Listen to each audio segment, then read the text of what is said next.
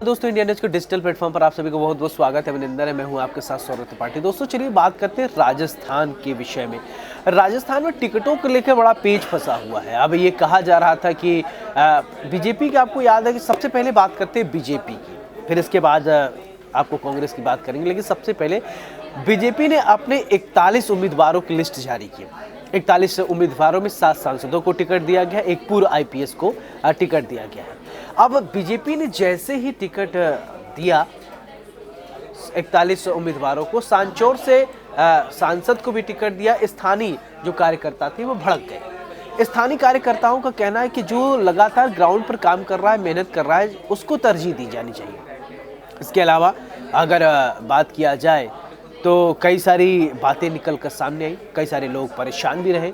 अब ऐसे में सवाल ये उठता है कि क्या वास्तव में बीजेपी ने जिन लोगों को टिकट नहीं दिया है या जो कार्यकर्ता नाराज हुए हैं, उसका खामियाजा क्या भुगतना पड़ेगा। बीच में ये खबर सामने आई, वसुंधरा राजे बड़ा अलहदा चल रही थी वसुंधरा राजे, लेकिन अभी हाल ही में जेपी नड्डा राजस्थान में आए और उन्होंने अपने साथ मीटिंग किया, बुलाया। लेकिन दूसरे फेज के जो टिकट है उसको लेकर चिंतन मंथन का दौर शुरू हो गया है।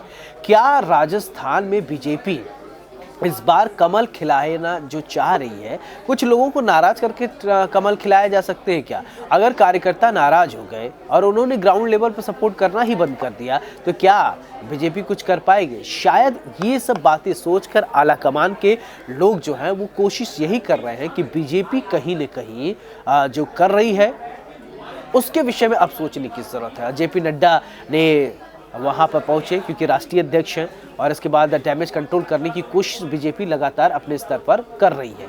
अब आगामी देखा जाए तो पहला फेज तो आ गया है, दूसरे फेज के लिए इन्हीं से बातों को लेकर मंथन हो रहा है। राजस्थान में एक परिपाटी चली आई है कि हर 2 साल में, हर 5 साल में सरकार परिवर्तित हो जाती है। यानी इससे पहले बीजेपी की सरकार थी, अब कांग्रेस की सरकार है, फिर बीजेपी ये कोशिश कर रही है कि सत्ता में वापसी की जाए। लेकिन सत्ता का डगर इतना आसान नहीं है।